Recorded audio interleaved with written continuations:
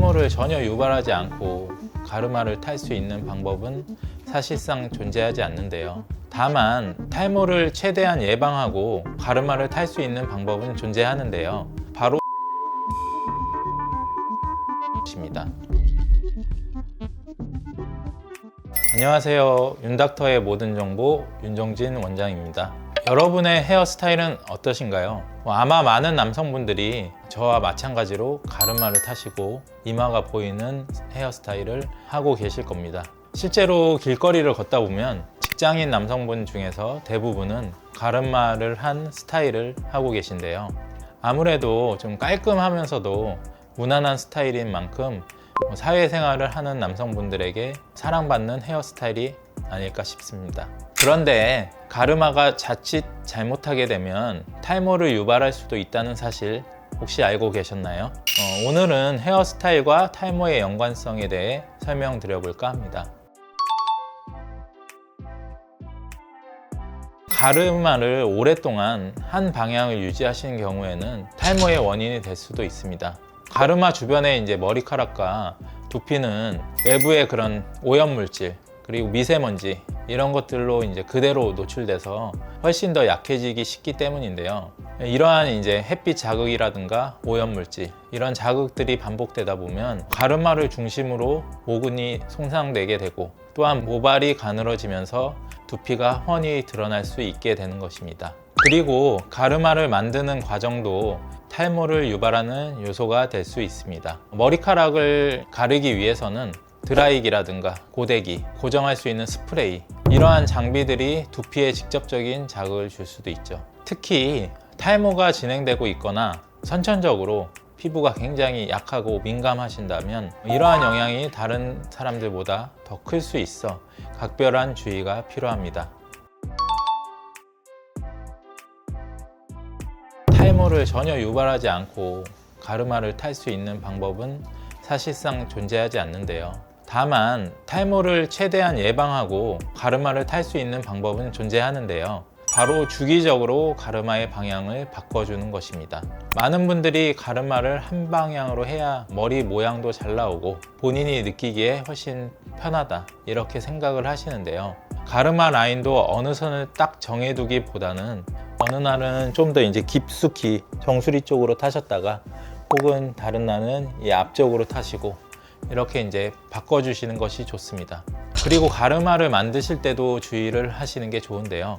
드라이기에 뜨거운 바람을 두피에 직접적으로 쏘게 되면 두피를 더 자극하고 두피에 열을 발생시킬 수 있기 때문에 이 또한 모낭에 자극을 줄 수 있습니다. 그렇기 때문에 뜨거운 바람 대신 미지근하거나 찬바람을 이용해서 사용을 해주시는 게 좋습니다. 그리고 헤어 제품을 사용하실 때에도 각별히 신경을 쓰시는 게 좋은데요. 모발을 강하게 고정해주는 헤어 왁스, 모발을 훨씬 무거워지게 하는 특성을 가지고 있습니다. 그런데 이렇게 단단히 고정된 머리는 훨씬 더 빠지기가 쉽습니다.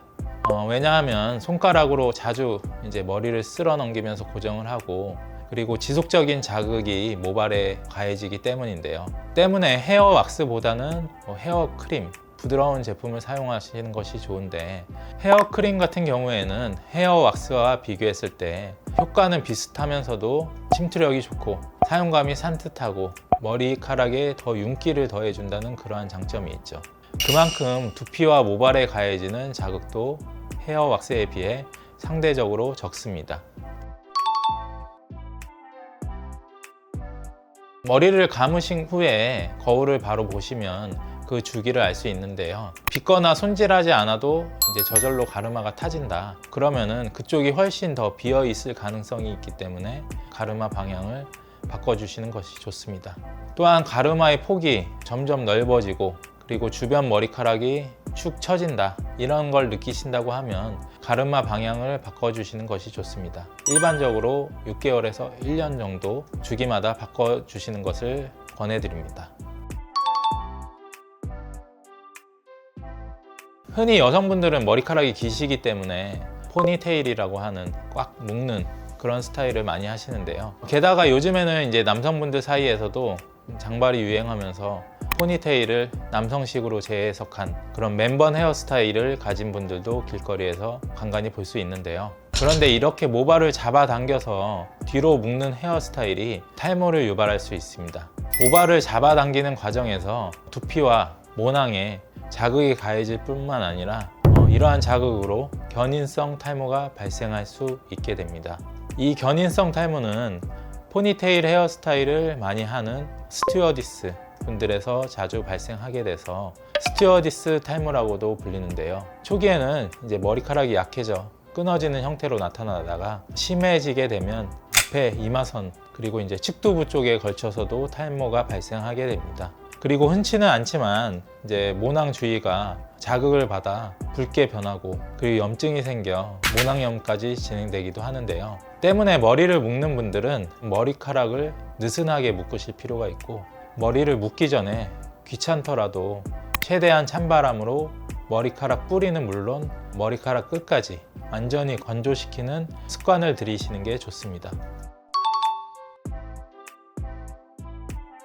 파마와 염색 그 자체로는 사실 탈모를 유발하진 않습니다. 하지만 이제 두피염이 있는 상태에서 그대로 자극을 받거나 탈모가 진행되고 있는 상황이라면 좀 얘기가 달라질 수 있는데요. 파마와 염색을 하실 때 주의하시는 게 좋은 이유는 화학 성분이 많이 함유된 물질들이 파마나 염색약에 직접적으로 들어있고 이러한 자극 때문에 두피염이나 탈모를 더 악화시킬 수 있기 때문입니다. 따라서 파마나 염색으로 탈모가 심해진다 이렇게 느끼시는 분들은 주기를 좀 더 늘려서 두피가 다 안정화된 이후에 진행을 하시는 게 좋고 또한 이제 탈모가 있다고 하신다면 병원에 내원하셔서 탈모 치료를 같이 받으시는 걸 추천드리겠습니다. 탈모만 진단하고 치료하는 의사로서 꼭 당부드리고 싶은 말이 있는데요. 바로 자신의 피부뿐만 아니라 머리카락에도 관심을 가져야 한다는 것입니다. 머리를 감고 나서 헤어스타일링 하실 때 혹시 내 헤어라인이 평소보다 비어 보이거나 훨씬 더 뒤로 가지는 않았는지 혹은 머리카락이 더 많이 빠지진 않았는지 모발의 두께가 얇아지지 않고 괜찮게 유지되고 있는지를 지속적으로 확인하시는 것이 좋습니다. 탈모는 초기에 발견할수록 치료에 투입되는 시간, 비용 이런 것들이 현저하게 줄어드는데요. 그만큼 탈모가 발생하게 되면 하루라도 빨리 병원을 찾는 것이 중요한데 대부분의 많은 분들이 그 골든타임을 놓치셔서 훨씬 더 많은 시간과 비용을 소비하고 계십니다. 의사로서 이런 분들을 볼 때마다 참으로 안타까운 심정이 드는데 여러분들께서는 꼭 이런 골든타임을 확보하셔서 불상사가 발생하지 않으셨으면 좋겠습니다. 오늘은 헤어스타일링과 탈모의 관계에 대해서 알아보는 시간을 가졌는데요. 탈모는 유전적인 요인이 가장 큰 요소라는 것이 맞습니다. 하지만 환경적인 요인으로 발생하는 탈모도 적지는 않습니다. 나는 부모님 중에 탈모가 없어서 괜찮아 이런 생각을 하시기보다는 탈모를 예방하는 습관을 들이시고 만약 탈모가 발생한 것 같다 하면 하루빨리 병원에 내원하셔서 탈모 상태에 맞는 그런 적절한 치료 방법을 통해 치료하시는 걸 추천드리도록 하겠습니다. 지금까지 윤닥터의 모든 정보 윤종진 원장이었습니다. 감사합니다.